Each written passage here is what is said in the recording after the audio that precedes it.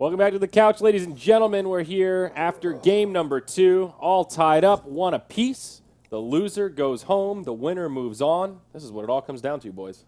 What Dota's all about. Dude, that game was so good, though. Like, Resolutions, Brewmaster, it was, like, perfect. It looked like it was 3 people controlling it the whole time. What about him getting solo first blooded? Okay, he messed up, but maybe the difference of 40 milliseconds could have made him dodge that, but he definitely messed up there. But that was, like, the only mistake he made all game, I'm pretty sure. Like, that was his only death, right? No, exactly. Yeah, that was his only death. His perfect micro by all his pandas, throwing up who he needs, stunning who he needs. Yeah, And even though he did die there, he still had more CS than his opponent. Yeah, he did. Like, that's incredible. That's a Ranger. He made it look like just a bad matchup for Wind Ranger. Is it bad? I guess it's a little bad. Pandas, I mean, like 20 damage difference, but I mean, it's not that as bad as he made it look. Yeah. It seems like Bulba was a huge player in that game. Like for the first maybe 20 minutes, it seemed like every fight was just Bulba running at them and Liquid running away, trying to get away from the bristle. Like he was so intimidating. He had that early mech, hard to kill, did a lot of damage. And it's not just that he was farmed; it was that also like he could rely on resolution, jump in, and create chaos. Like jump in, go for a support like Jarek. Jarek, he would always go for the supports. He'd always throw like Enigma in the air, delay the black holes, don't let the black holes come through. Yeah. You know, he created so much space in those fights that allowed everybody else in the game to play the safe way that they wanted to. And So let's go ahead and pull up some of the highlights from that game and check out kind of how it started and how we got to the end. One of the interesting facets of this match was the Enigma versus Silencer matchup. There was no black hole or global until like 25 minutes. The first black hole, I think it was at the 28-minute mark. So and it just it's kind of just this arms race of who's going to use it first. Yeah, they were always just positioned well against Kuroki. He just could never get even a solo hold. They were always just ready to TP and stop it. Yeah. The positioning of the Silencer was just really good this game. There were a lot of fights where you could tell Kuroki was ready to jump in if he could catch the Silencer, but there was just never that opportunity. Good positioning, good drafting again from DC. Yeah. And I was sitting next to Suns fan here in the mid game, and I was like, "Look, man, all of your cores are doing well. Like they're all doing great this game. It's looking pretty good for you." This DD was huge as well. It looks like it transfers to the Earth Panda. Is that true? Yeah. I see the blue. little It's aura on there. him, yeah, definitely does. Yeah, there you go. That's pretty cool. But again, every time that he Panda split, they would get at least 2 kills out of it. The first guy they go on, the Storm Panda goes forward, gets the flip. He got this flip too. Or I thought he did. Sorry, I'm thinking of a different time. But Yeah. The time, I assume we'll see the one bottom when he just was 5v1 and he somehow survived. That was just yeah, that one was absolutely insane. And then this Roche fight was pretty big too. Somebody has to go out and keep them zoned away from the Roche pit. And Fada got really scared here. I really felt like he was going to maybe go into the pit, but I guess it's dangerous to run in with Wind Run. Yeah. And then once they get Aegis, everything looks pretty straightforward. The fact that he didn't die there was huge. Yeah. If the Slardar could have jumped in the pit, maybe dropped a stun or snatched the Aegis, this could have been completely different. But as soon as they saw the Brewmaster, it seemed like Liquid's game plan was just get out. Everybody try to live. And they do minimize their casualties, but they absolutely cannot contest that Roche in the end. exactly. Resolution blinked. He didn't even hit that. When Yawar got stuck up there, I guess Ice Shards can push you up there now. That was. I think it's That's pretty rough. rare that happens. You have to be kind of sandwiched in between and it'll pop you up, but it's kind of a happenstance thing. I don't think you can really skill it, so to speak. A great fight. The reveal of the Blink Dagger. Killing Enigma like this is just so crucial.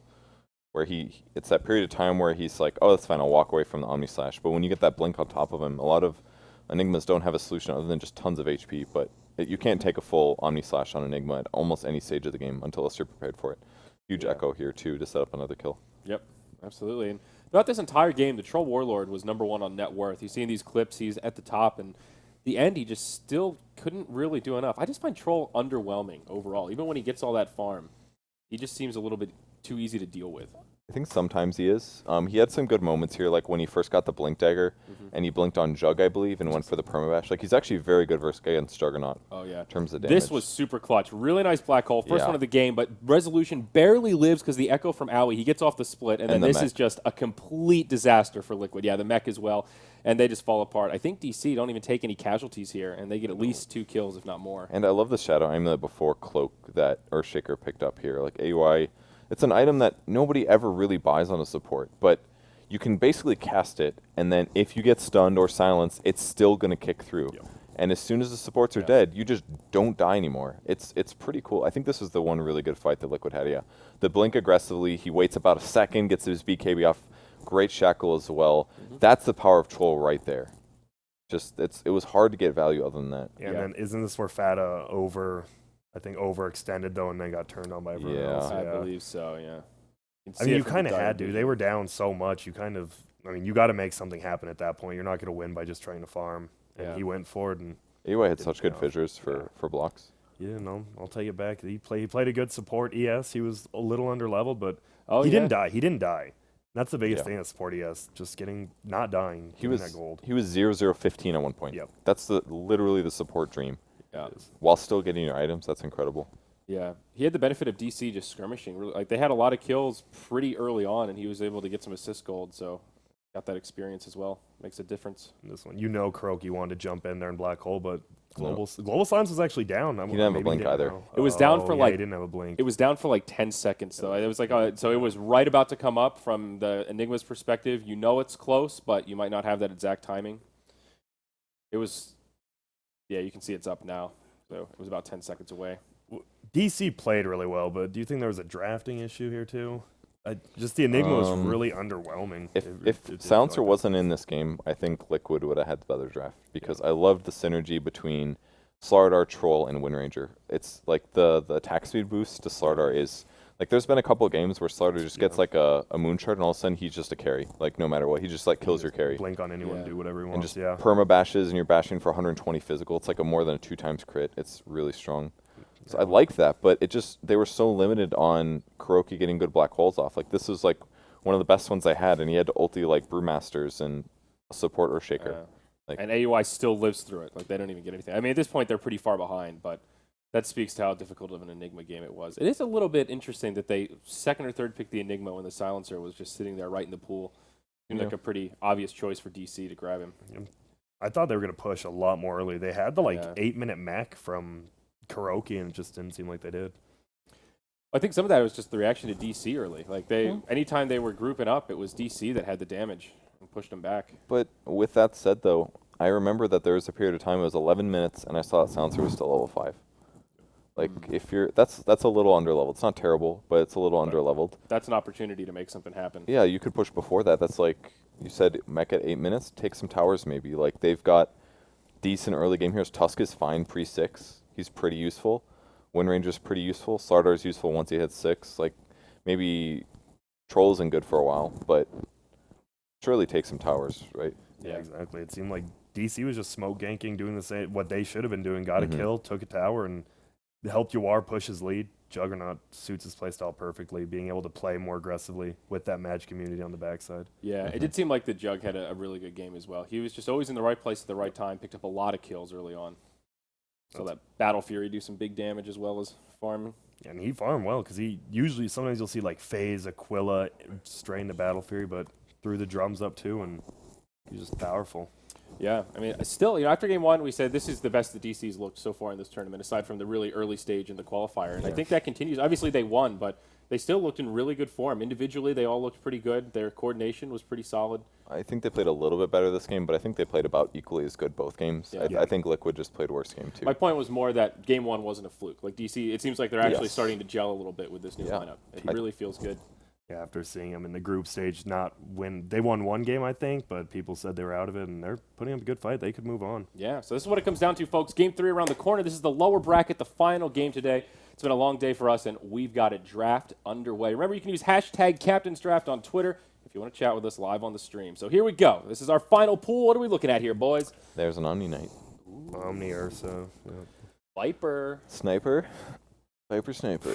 Viper and Sniper. Remember the last Sniper DC played? I believe it was Kai Peace Cancel playing it. I think he went 0-7. In lane. Yeah, but then they won. No, they won, but Sniper just I have never seen a hero get so outlaned at the pro level. Yeah, but it made perfect sense. It was like Silencer had glaives. He had range advantage. He didn't aggro creeps.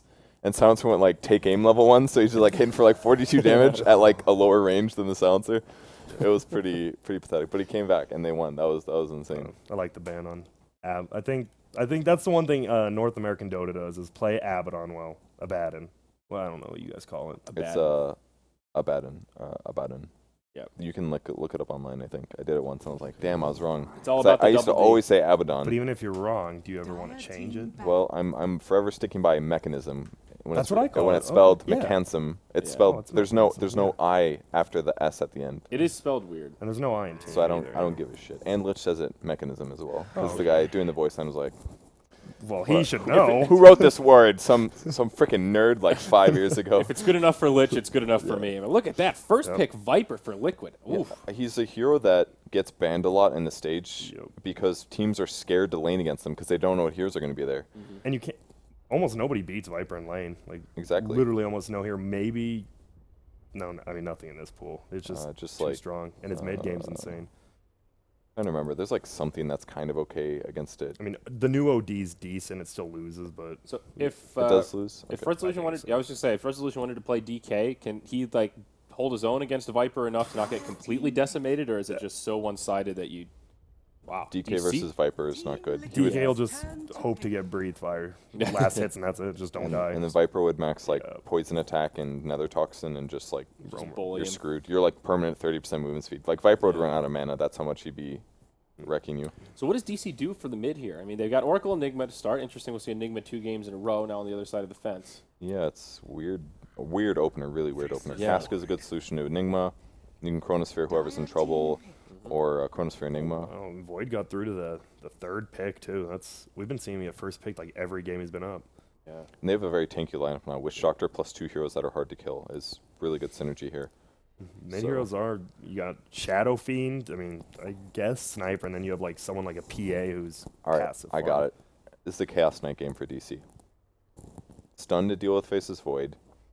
Once you Phantasm, Viper doesn't do shit against you. It's true. More stuns. You can stun Witch Doctor. You can kill him extremely fast. Normally, I don't like Chaos Knight. I think there's a lot of heroes that he just doesn't scale very well in a lot of games, but this might be a Chaos The Knight one game. hero in here that could give him some trouble is the Lesh, though. And that could work okay for the Liquid lineup outside the Chrono. But wow, Drow, Ranger, and Clink.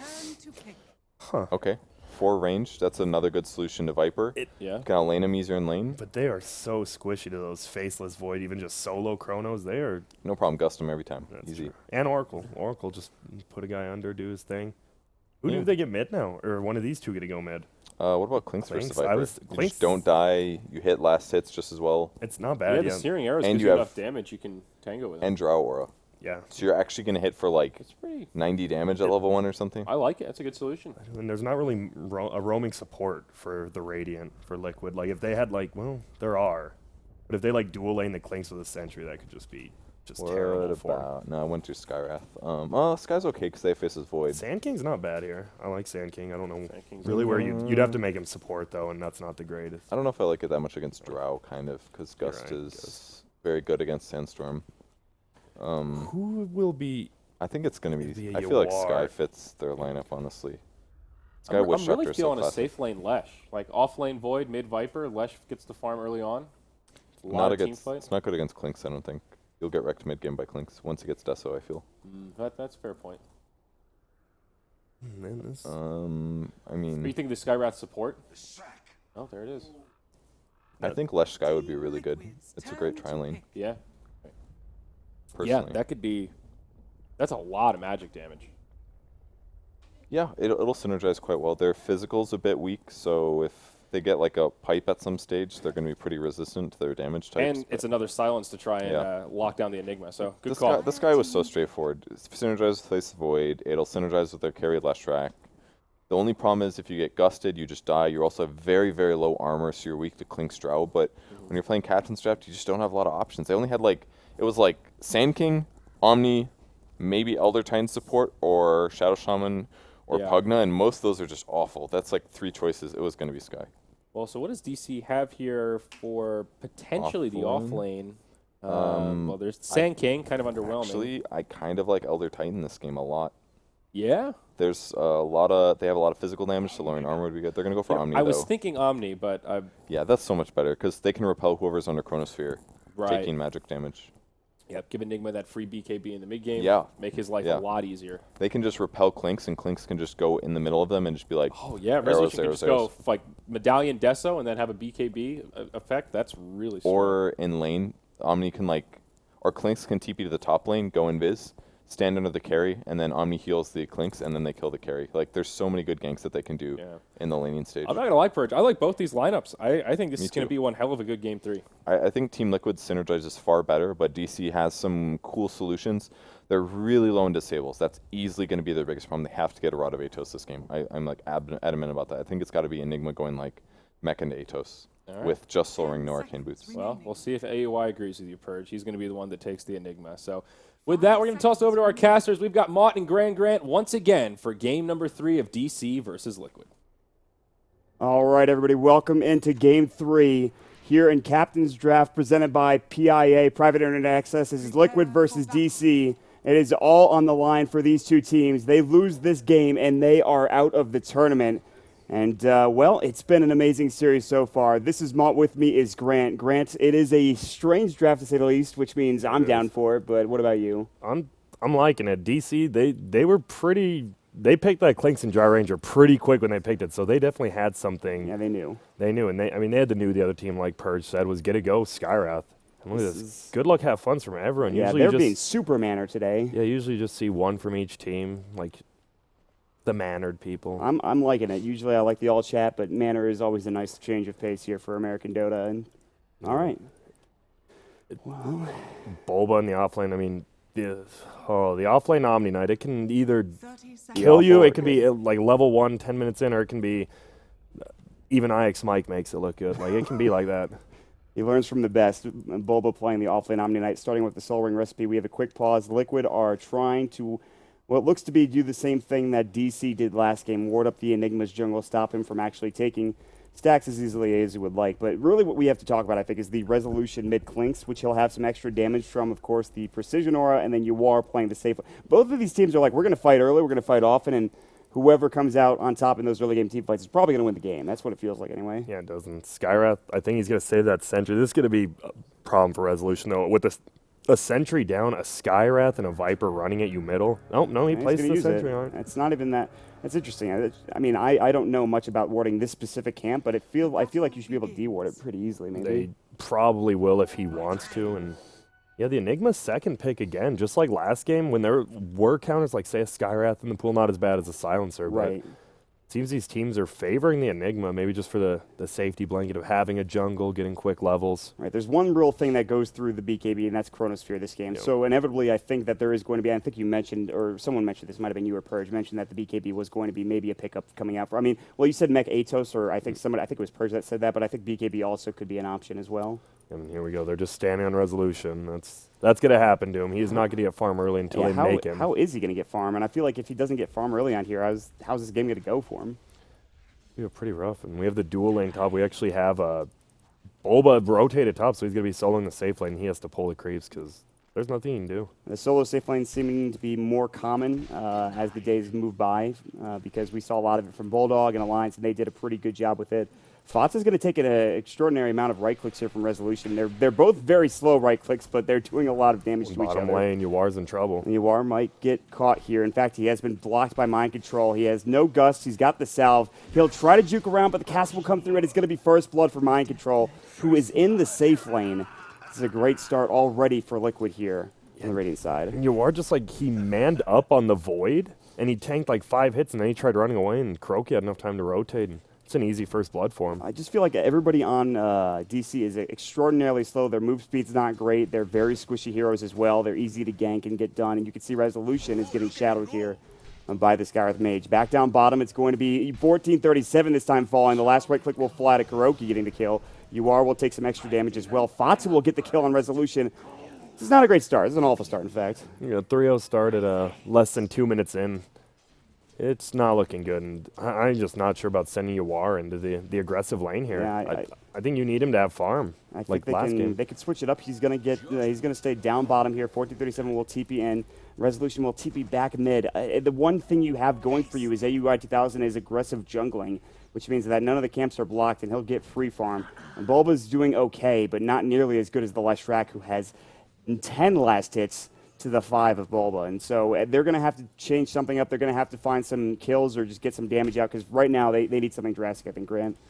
They do, and I mean, Bulba farming, it helps them, but they need Uar. Uar can't have a slow start, or it's just going to be terrible for him. Yeah, I mean, already dying once, this bottom lane dying twice. This feels a little bit like the first game where they got zoned out. They died a lot down in the bottom lane in the off lane. Again, this is on Luxembourg, something to keep in mind, whereas the last game where Liquid lost was on USC, so understandably a little bit more difficult for DC this game. We'll see how it plays into their hand as AUI 2000 continues to farm, and they just, DC back up from bottom. I don't really know if they're really interested in contesting maybe this pull or even mind control getting farmed here. But AUI might come in pretty soon. Now Resolution will get the kill. That'll be under the Viper, and Jirax will pick up the counter kill. Bottom now. It looks like 1437 might get caught. They're looking for a time walk in, time dilation. The cask will fly, and 1437 will die yet again. You are trying to pick up Kuroki as AUI is coming to help out. He's got level 2 Malefice. He'll get it off. He doesn't have any Eidolons, though, and you are still getting right-clicked down by mind control. AUI has been left to his own devices. Here comes the Eidolons finally. Kuroki still has Voodoo Restoration. They get the concussive shot off. Mind control looking for a time lock bash, and he's going to just go ahead and time lock and backtrack all of that damage that was happening a moment ago. So they get a kill onto mid with Resolution, but still he does end up dying, which is really, really, really important for Liquid again. Yeah, I mean, even though he picked up that kill, he's still lower level than Fada, and then good rotation coming from the Radiant team to help out Faceless, Void, and the Witch Doctor so he didn't die. I have to imagine this is not all about the early game, though, for DC. DC, I mean, having a bad start, no team ever wants to have that, but they do have plenty of late game. They have an Omni Knight to hopefully carry him through the mid game, get some good TP heals, and we'll see what Bulba can do. I mean, he has to stay very far back. Leshrac is even holding all of his points, whether he wants to go Edict or just, I mean, he's not going stats, but Lightning Storm is also not very good anymore. I imagine he would just go Edict and just try to push down towers and team fight with his team, but Yeah, he just goes for the Lightning. I think he's dominating the lane so hard he just wants to keep continue Bulba to do back. so. Yeah, that's fine as well. I mean, it's uncommon. It's weird. We used to see Lightning Storm every game, and before that we used to see Edict every game. Now it's back to Lightning Storm, at least for this game. I know we've seen a few carry Leshracs lately. Swindlemelon probably playing the majority of them, and he usually goes the Edict build. Viper is going to notice that the Clinks is AFK from this lane. He was heading down bottom, backing up towards the tower was both Kuroki and mind control. You can see how deep Kuroki is in. And Fata will get some room to get up to not only his Boots of Speed, he can get his Aquila to get him some mana regeneration, which is very common for Viper. No bottle, obviously, but the headdress to start off the mech build, unsurprisingly so. Yeah, it's just pretty slow starting game, except for Liquid getting a lot of, I mean, I guess it's not that slow, a lot of early kills. They're already up 2,000 gold at 5 minutes in. I mean, their farm is ridiculously good in comparison to that of DC and just about every lane. In fact, they're winning every lane except for the jungle, but that's doesn't really count, so. And Aoi, level 5, 5 minutes in. He's going to have to make something happen. He needs his boots, or he's just going to keep farming. Maybe go for a smoke gank when he gets 6. Yeah, he's going to have to find a kill, whether it's with Malefice and the Eidolons or he gets off the black hole. He needs something to happen here for this team. They're going to rotate Jirax back mid. They've got concussive shot. The poison attack will come through. They do have dust, but no sentries, and so Resolution, he wasn't going to get caught there. He's able to shadow walk and head for the bottom lane, but perhaps the 6-minute rune on top of that. UR will be left here as an off-lane Drabo. Again, we saw what happened when he was playing the Mirana. He was able to catch up, and we'll see if that's going to be the case again, Grant. Yeah, it was. I mean, UR can go to the jungle if he really needs, but he doesn't have to escape. Kuroki, he's going to pop the Voodoo Restoration. They need 2 more right clicks, and he just can't get it done. Even with level 1 strafe, it's just not enough attack speed or damage. And he needed a death pack perhaps as well, and he didn't have it. And then he just death packs. The only one near the little small centaur. Yeah, it's not Middle, wanted. Demon's This is getting chased. dead 1437. They have a TP scroll or 2, I'm sure, to help out, but they won't dive the tower. That Skyrath set's really That's annoying. the new one from the... You don't like that? No, it's just, it's flat. I keep thinking someone's immolated. It's because, like, when he casts spells, everything goes on fire around him. He looks like the model for Skyrath Mage, or maybe not the model, you remember the Blood Elf Soldier from Warcraft 3? Yeah, he does kind of look like him. You know what I'm talking about? Yeah. There's so much fire. So much fire. Oh, and they might have a gank on Aoi. I mean, he has the uphill advantage, of course. They and do Demon's have here. no vision on the dire side, Nope. but as soon as they walk up, they're gonna see him. Buys Bulba's almost level 7, which is extremely good. One heal bomb gank can just turn everything around. I mean, again, though, it starts like it starts in the last 2 games. It is a Oh, 2,000 bottom, lead. you are. Now you are gonna get caught out. There's the Chronosphere. Mind control has to back up as the TP scroll comes in. The cask will bounce. It'll stop Bulba from aggressing any further and trying to get some damage or purification onto mind control. So Chrono used. UR stays alive, but he's very low in HP. He's gonna go back in. I'm not sure.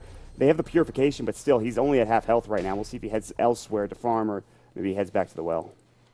Yeah, Bulba's looking for just a heal on a creep, maybe get an easy kill on mind control, but played it correctly, and now just go back to that neutral game. And the neutral game, which is not going really well for, it's not even neutral for DC. It's more, Yep. they're just really in a tough spot. They have Black Hole for AUI. He's level 7.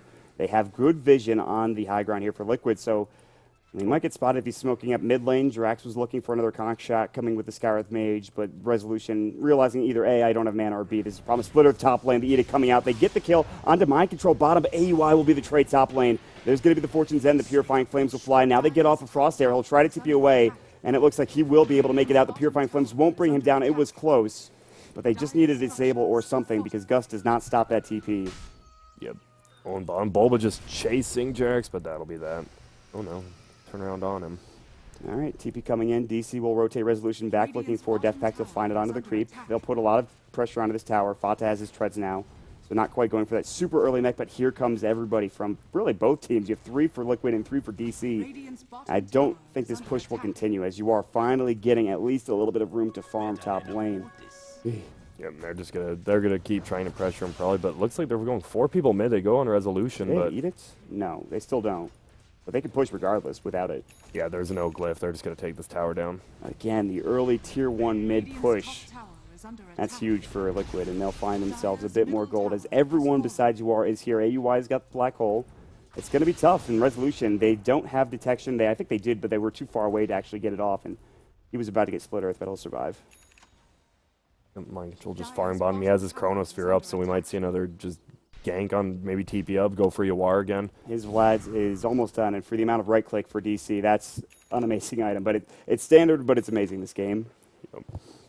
Yawar, we see, he's only level 5, another rough start, but he can bring it back, and he's getting a little bit of farm, and he's going to need it. Resolution can kill the support so quick on the other side if he ever catches him out. And speaking of that, actual Resolution's already up to the top lane, and the wave isn't pushed in, unfortunately, so that means that it's going to be tougher to gank Hiroki. Oh, but He's still here. I mean, he's got level 1 strafe. I don't know if he can actually... He's going to go for it. He's not on his Searing Arrows, so that won't actually work. He maybe is looking for this Death Pact first and foremost. I like how he's just being aggressive, but he's not really doing anything with it, you know? Yep. We'll see if he goes back. They'll be ready, maybe, go for a TP top if they go on him, and looks like he'll just back him, go middle. Down bottom, Bulba is here. He's got his Arcanes. He's got level 8, like you talked about, Purification. He's going to go mid. Oh, the Courier. Can he get it? He has no Ghost Walk for 5, and he'll get the Courier kill. He'll try to TP out. There's going to be a Split Earth. It is in time, and Resolution will end up having to buy out and die here to the Viper Strike coming up from Fata. You have to wonder if that's worth it. I think it might be. It's tough to say, though. It's not bad. They can't bring anything out. Gives gold to the entire team. I'm surprised he didn't just wait for the chicken to start going back and then kill it, and then Shadow he had Walk the up. Ghost Walk back up, yeah. But he just went for it, and I think it's fine. Sucks you died, but that'll happen. So there still is the top 3 in net worth coming out from Liquid. It is a 3,000 net worth advantage. It always feels like it gets up to 3,000, 4,000, and it might stay there. But you are. Cask is going to look for a Gust. The Death Ward, the Split Earth, that is a dead Drow. He'll buy out his Wraith Band.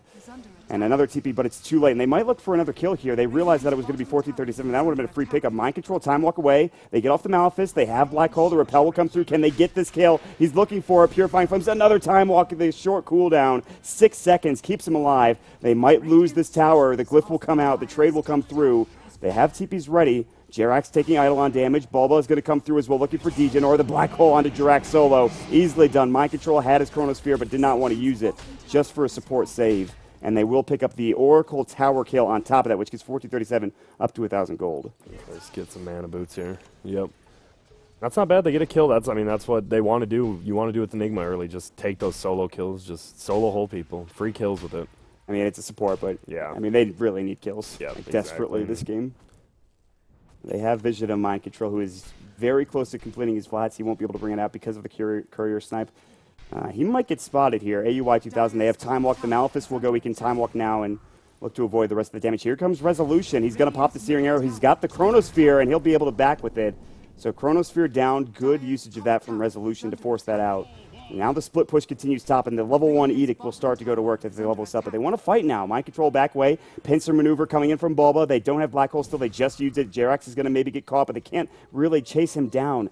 And all the meanwhile, the Tier 2 gets assaulted, and it looks like Liquid will at least get this in maybe close to about a third of its life before the TPs come through. And okay. See what 1437 can do if he can defend this tower. They did get the Tier 2 bottom with Yawar split pushing. The Glyph comes out. Coming in is Resolution. He'll look for Kuroki. Here's another TP. They're looking for Matama Man. He's going to try to TP out. He's not going to make it. Big kill coming out for Resolution. There's the false promise, but it's not going to help. It was trying to take off that cask, but unfortunately Resolution couldn't quite get out of the range of the cask bouncing. Still, a kill on Matama Man, the second net worth hero, and defending their tier 2 tower. Good stuff. Yeah, works perfectly. We see Kuroki actually picking up that Ghost Scepter now, which means, well, Resolution, sorry, you're not going to be solo killing me anymore. That is a fast Ghost Scepter. Yeah, it is. Especially Jeez. There's towers going down on both teams really quickly. I mean, Kuroki, he's been like tickled once or twice by Resolution, and I don't think he's really concerned about that anymore. Definitely not. Now I get to have the Vlads flying out to the Faceless Void, chicken back alive. Oh, they're going to head to Roche. No Radiant Vision on the pit. Chronosphere is down for 40. They're pinging it out, I believe. Looks like they know what's happening. And he's going this is tough. He's going the classic. I'm behind. Build 3 Wraith bands. Like it. They see everybody here from Liquid. There's the Fates Yeti coming out. They're going to silence up Mind Control. There's going to be the Strafe as well as the Searing Arrow. So avoid almost all of that damage with the Time Walk. And he's got another one ready in 4 seconds. They can't take Roche yet. Black Hole not up for another couple of seconds. 47 is actually more than a couple, and UR is going to get caught. Ancient Seal onto Bulba. They get off the mech. They can't get the Purification. They take 2, and AUI is in trouble as well. The Death Ward, the cast bounce up to the high ground and back down from the creeps. And now Liquid will be able to take Roche. It was too much of a all-in play, I feel like, from DC, and they're not able to take Roche. They'll lose it, and Liquid will be able to get the Aegis going for Mind Control or Frata, one of the two. It seems like after they got scouted out, they were just going to go back, but they went back inside to Roshan, and that was their demise. Yeah, that was just a great silence on, of course, Bulba to make sure he can't get any heals off for Guardian Angel, which would have been maybe fight-winning. They'll lose the Roche, they'll lose the Aegis. That'll go to Matama Man, who is actually got a lot of different items. He's picked up a point booster. He's picked up a staff, which will inevitably be turned into a Yule's as he has the recipe now, which is pretty huge. Yeah, switching it up. Looked like he was going to go for the Bloodstone, but Yule's, he can catch out anyone with that, and they're just instantly dead. So Fata has now a mech and a Dragonlance. He's by far and away the net worth leader. They can just pretty much 5-man at this point if they really want to, and it looks like they will. Even the Omni Knights just doesn't have a high enough level of repel to stop that. Yeah, there's no way they could test this, especially with Chronosphere and the Aegis up, and it feels like they're going to have to trade and try to find Jerax. It's not going to be easy. Resolution, again, shadowing him with the Skeleton Walk. He's got Strafe. He'll try to TP out. He might not make it. Oh, he barely does with about 20 to 100 HP. Mind Control will TP in. He actually time walks away from Resolution. It's another kill gone by the wayside. They're pushing really well, but here's the Chrono. It's going to hit onto 2. Bulba not able to get the GA off. They get the Death Ward. Resolution's pretty tanky. They'll pop up the GA. Bulba's going to have to Purify and try to stay alive, but it looks like he will be the lone hero to go down with the Death Ward, with the Pulse Nova, and the Chronosphere to do the job for Liquid. If they do get that, and they're going to get top tower as well, though, to Owie. So it's not bad for DC. They get both towers. It really comes down to, I think, that Roche fight. I feel like they'd be in actually a pretty good spot if they just didn't take that. They disengaged, did what they're doing now. And yeah.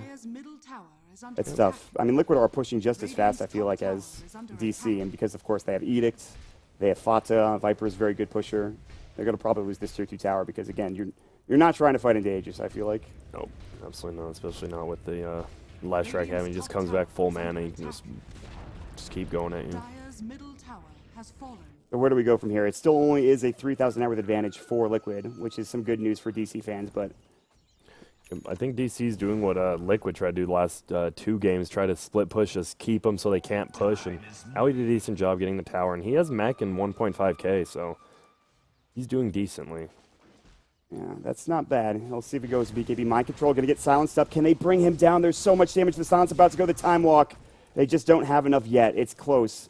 The Vlads will give him that extra armor. He'll be able to survive and make it out. And the DC are so close. Mind Control will go back to farming. They could look for another kill. They could try to go for this again, but now mid. Liquid looking for Bulba. The Yules will come out. He can't get the repel off in time. The Splitters will go instantly. Great False Promise coming out. Can he heal himself in time? Purification's going to fly. Matama Man might lose this Aegis, but here comes Jerax as well. The Death Ward will bring him down. False Promise was great from 4 to 37, but it's just too much damage. And even get off the Mystic Flare and the Split Earth, which gets 2 kills, all 1 support, 1 off lane. It's still a great fight coming out for Liquid. Yep, even though we have Owie trying to split push top again, just not going to be enough. And Resolution now scared. He doesn't know when the gem's going to come out. He could just pretty soon not be able to run around like he's doing right now. Yeah, and the big thing is also they still have to fight into Aegis. Oh, they almost burned it too. Yep. They were so close, but Liquid, they had every hero right there ready to go in mid. Yeah, Like we said, Viper is just so sustainable in team, so good at team fighting with all their skills. And Dragonlance, Mech, Treads, and 2.2k. What does he go for next, by the way, for the Viper? Go for a lot. I think he might just get the Yasha, go for... We've seen SNY Viper a little Yeah, bit, but not that much. He would buy it by now if he wanted it, so... I'm not sure. BKB's not going to stop much this game, so I imagine, yeah, I think you're right. SNY, maybe Manta if he wants to go for more pushing. They're going to rotate top. Resolution, they've got Dust, and they will not make it in time. Good play from Resolution to get out, but I think he was going to leave anyways. Yeah. He goes for the Sanj, so it will be an SNY just in the opposite order. And Matama Man still farming really well, and he's just going to go Bloodstone. Bloodstone Yules probably by about 22 minutes. It's going to be really hard to take him down. Yeah, I mean, they had their one chance to bring him down with the Aegis a little bit earlier, but they killed him once, actually. He died very quickly when it happened. As he did now, he has the Aegis Yules. He's just, if anyone rotates to him, it's going to be so hard to take him down. But they have the damage for, oh, and Thievin just runs right into Matama Man. Yeah, here comes the False Promise, actually. They're going to get off the Death Ward. There's a lot of damage. He does get off a great Fate's Edict. I don't know he's going to survive from this, though. Yeah, he gets destroyed. There's just too much Death Ward procs coming out, just too much damage in general from Matama Man. I mean, this is just 2 heroes doing all this work for Liquid. Imagine if they're all 5 here. It's not going to be easy to deal with. And they're going to just push down mid, it looks like, with the Aegis now down at about a minute or maybe a little bit less than that. We'll see if they can do anything. They've got Black Hole. The Yules will come out. Matama Man has to be careful. The Split Earth will just clip him. Purification comes through. They get off the Viper Strike. Bulba slowed up because of it. No usage of the Repel or Purification for another 3 seconds. The Mech will keep him alive. Fatsa looking to go again. It looks like I think they just got the Aegis from Matama Man. The Tier 3 still rather healthy while they're split pushing bottom with UR. This is not super good for either team just yet. And they're just split pushing with Fadu, who doesn't have that much damage right now, but they're still chunking the tower down slowly. There's the Glyph. We might see him go back, stop the push from UR. Yeah, I think they might TP home now. They're not really willing to trade like they did game 1, I believe. Resolution coming in. Ghost walks up. They have no detection, at least no sentries down. Mind control. He's not really the target you want. And Jirax is probably the better. They smoke right on top of him. They were looking to go for a fake back, and now that's been blown up. Yeah, it seemed like a really interesting play. I mean, they didn't have any detection. They had to know he was around them. Well, they do now. If they dropped a sentry here, oh, he's about to walk into it. Oh, they would just get vision if they had an observer ward. They did here, but he's behind the tree line. They're going to maybe just go back to the Tier 3. They have to TP home, and Resolution will continue to shadow them. I definitely think Liquid's next item on the chopping block is going to be a gem, I would imagine. Yeah, they have to get that. They know he's here. They see him taking damage. Oh, the Yules will come out. The Splitter's about to go as well. He pops the BKB, and Jirax is just one right click away from death. He's going to try to juke it to the tree line. He actually makes it out. Resolution. Mind Control gets a kill onto Yawar, who pops the Chronosphere. And so one kill gets averted, and the other one on the other side of the map is picked up by Mind Control. Yeah, which is Vlad's and Treads. He can solo kill Yawar, even with Yawar going the 3 Wraith Band build, Strength Treads. Smoke is still going. They're looking for a target. AY is already backed up, and Bulba might be the one that's going to get caught. Yules will go through. They've got Mech. The Splitter's not going the False Promise. He'll try to TP out. He gets past immediately, and I don't see him living through this. He's got Repel still going up, and he's taking a lot of damage. He can't purify himself because of the Repel. Finally gets the J off. Do they want to fight this? They've got Black Hole. The silence comes out, however, and now he can't. The Mystic Flare will go. He's still alive, but just barely. Looking to get off the Black Hole. Can't actually do so. And Liquid are starting to run over DC at this point. They have everyone here for DC, but they just don't have the damage. Bulba is just trying to kite like a madman. He's got Purification, but he gets silenced, and Jirax with these Ancient Seals has owned this game. The TP from 4 to 37. Theben can't get out. They're going to lose 3 as well. Liquid will find an amazing team fight, and this might be them pushing into the Tier 3 and Rax right now. Only 4 kills for DC, and it looked like they will not be able to curb that early start for Liquid that went so well for them. Yeah, Liquid just started, 7-1. They just kept going. Now they're going to take this Rax easily middle, and Mind Control has a defusal now, so Bulba's pretty much it, yeah. Yeah, Bulba won't be able to do much with his whatever ability, really any of them for that matter. Purification would be nice to have, but they just don't have, they had to go for BKB for Resolution. Yuara is still sitting on just a Blade of Alacrity and 3 Wraith Bands. If they can maybe just get off these big ultimates, the Black Hole, if they don't have to use False Promise for, almost a sure death, I think maybe they could do something. But with the Rax down now, this game gets probably almost impossible at this point. Yeah, about 10,000 each way. Yeah, Yawar just maybe needs a Yasha and then a big black hole Owie's almost to that BKB, and there's no global silence, so he could get something off, and it could just change the game. It's that big game-changing black hole. You're right, but I mean, he didn't go for the blink. He went for the black king bar, but it's just not there yet. And even if he had, that's such a huge item because again, the silence is what wrecked him last fight. The Split Earth coming out could definitely stop him from being able to get that black hole off, but he just doesn't have it yet. He needs a couple more 100 gold before he can get there, and Liquid will continue to push with Fatsa's Dragon Lance, and even has a Halberd too. And they'll continue to just push right into this Tier 3 tower. The Bloodstone is now done after the Yules for the Leshrac. He even has a casual plate mail. They are really lacking for damage, and it's going to be even harder to take down Liquid now. And they'll continue to push, and wrapping around his resolution. Do they have a gem on Liquid side? No, but they should have some sentries down. They place one right in the lane on top of the logo. And they're not backing up. They're just ready to go into the base. They know there's no AM type of play they can split push. They're just going to go straight at him. This is tough. This is a tough defense. They have to be pretty out of position for Liquid for AUI 2000 to get off a good black hole or just have a good team fight anyways.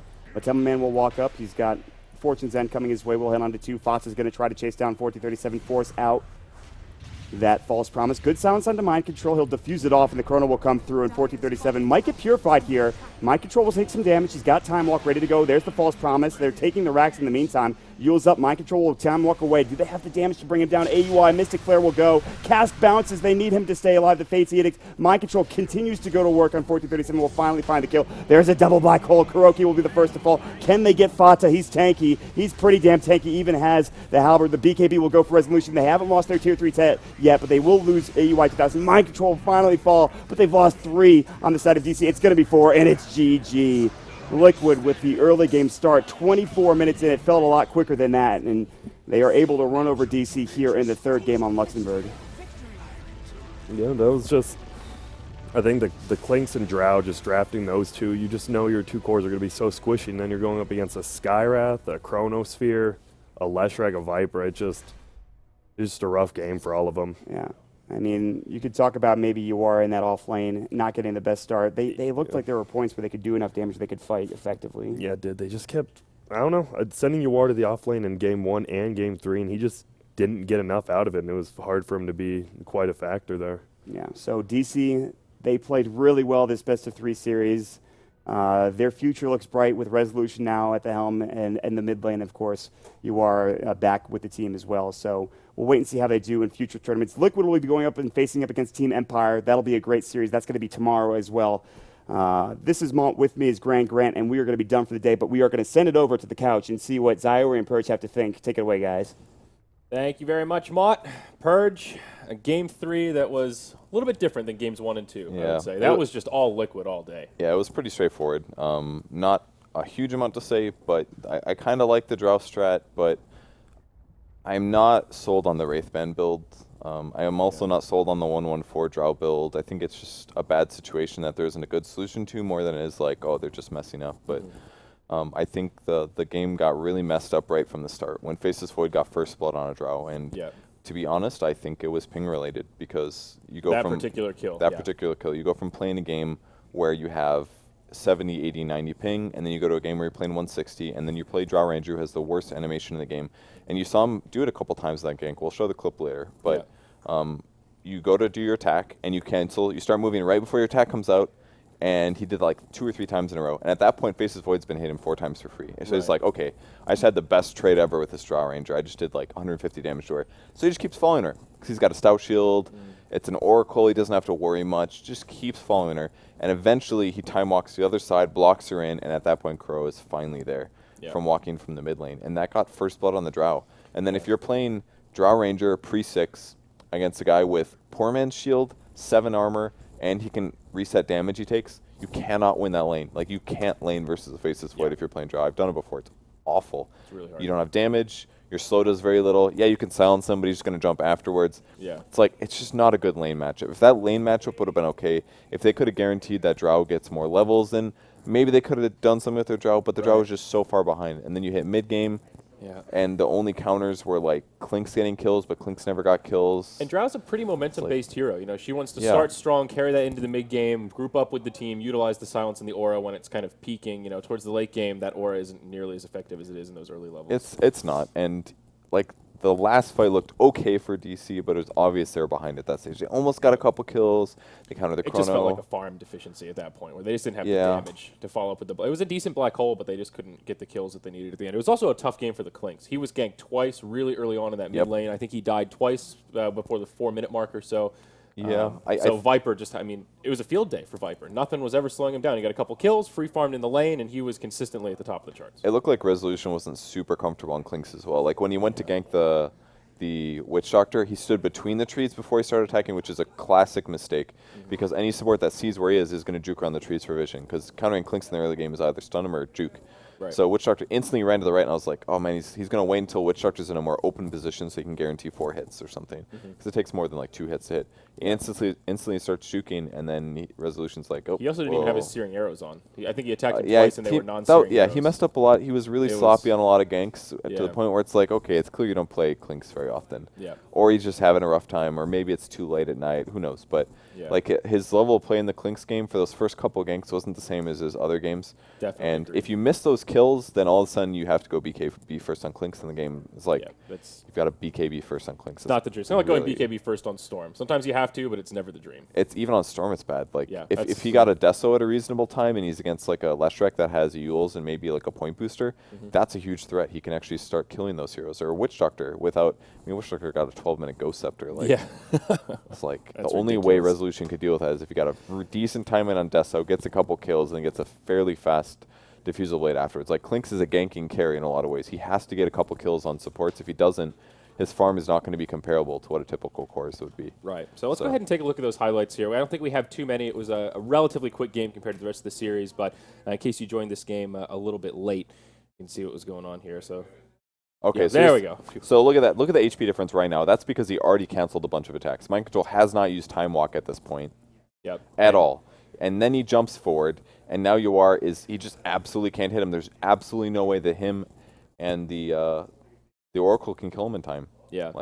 And then the biggest thing was the second blood, actually, where the cask flew onto Oracle, hit the creep, and instead of bouncing to any of the 4 other heroes, it was insane. Yeah, I think we'll have that clip coming up in a second here, but this is the actual second kill, and they go right in onto Resolution here. He's relatively far forward in the lane, and I think they just come equipped with a Sentry Ward that they end up plopping down. I think this is where 1437 dies. Yeah, maybe this kill comes first. Look at all those creeps. Oh, I guess it was a 50% chance, it looks like, after I looked at it. It might have bounced some melee creeps, but he got a little lucky on that kill, and then Resolution died right after. And at that point, it was like, man, this is looking... Yeah, that could have bounced to, like, anything there. He got insanely unlucky to die there. Yep. If that would have bounced on anybody else, he would have lived. Yeah, that's nuts. That's some bad RNG. But so instantly dying twice in that lane, plus they got a kill on mid. Yeah. The thing looked really bad for DC. It was a really patient gank from Jerax as well. He was just waiting on that high ground for the Clinks to step too far forward. And once you kill the Clinks once, it's way easier to do it again and again, because now the Viper has an advantage in the lane. He's got that much more damage with the Nether Toxin. This is the BKB, poison attack, by the way. And if you can't kill a support at this stage, it's just a really bad play. Especially super low armor supports. It was a great juke by Jerax. Yeah. But the fact that he even got to that point was just not a good sign. And then he got a solo kill on the Death Pro or the Drow Ranger.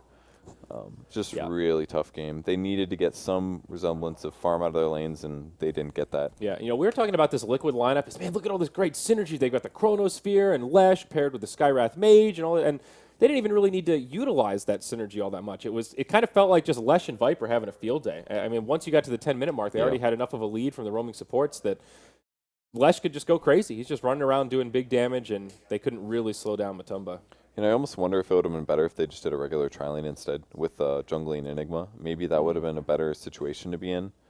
It would have been what? Let's assume Liquid didn't swap their lanes. Then DC would have had Drow Ranger plus Witch Doctor. Drow Ranger Oracle in the safe lane with an Enigma jungle. And then offlane Omni solo.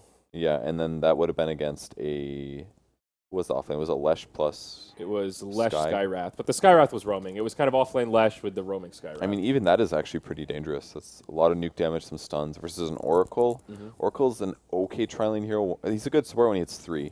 Before that, he's kind of bad, I would say. Yeah. He's not very good. Definitely a better hero. This is where Liquid breaches the high ground, and I think one of the last clips we'll have coming up soon is that final fight from DC that looked surprisingly good, actually. It's coming up right here. Yeah, this fight was quite good. And obviously, they're very far behind at this point. Look at the net worth chart, huge disparity, 19-4. And the big item in this fight was the fact that Mind Control just finished a Diffusal Blade to stop silences, so he jumped in. DC felt, oh, this is easy, we can get a kill now. In a moment, he'll jump in here. Yeah. Jumps in, he's going for the Chronosphere. He gets gusted, so they say, okay, we'll kill him, and then he diffusals in Chronos. That was really nicely done. But Boba kept them alive pretty easily. Yeah, but 1437 is actually too far away to get the Guardian Angel here. He ends up surviving a little bit longer. Slightly unfortunate. This is where AUI comes in to try to get off the black hole. He takes a lot of damage, ends up living through it. Oracle not so lucky, though. That's the black hole. It catches 2. I think they get the kill on Kuro, but that's about it. This is their final stand. They've got nothing left. And just look how tanky Fada is. The Drow Ranger's just laying arrows into him. It was very close. If they would have killed Mind Control just a little bit earlier before he used that time dilation, then maybe they would have killed another hero, but they were so far behind at this stage. Yeah. They just had to win their lanes a bit better, and they didn't. Yeah.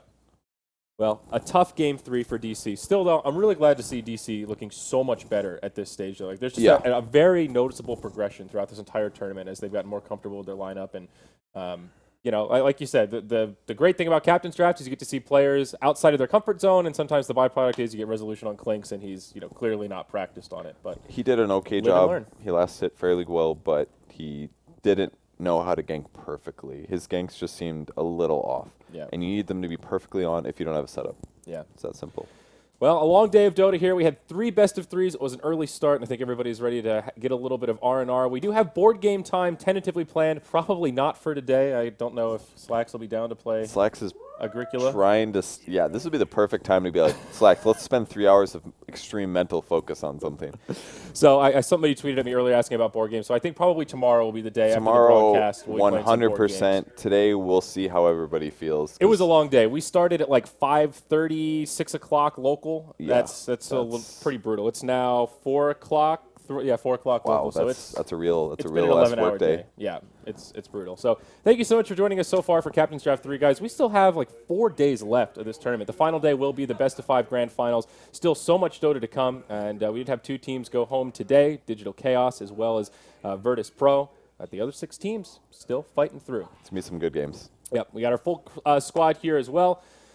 That's it. I don't think we have anything else. We're done. Go enjoy yourselves, get some R&R yourselves, and come back tomorrow because we've got a lot more Captain's Draft coming your way, folks.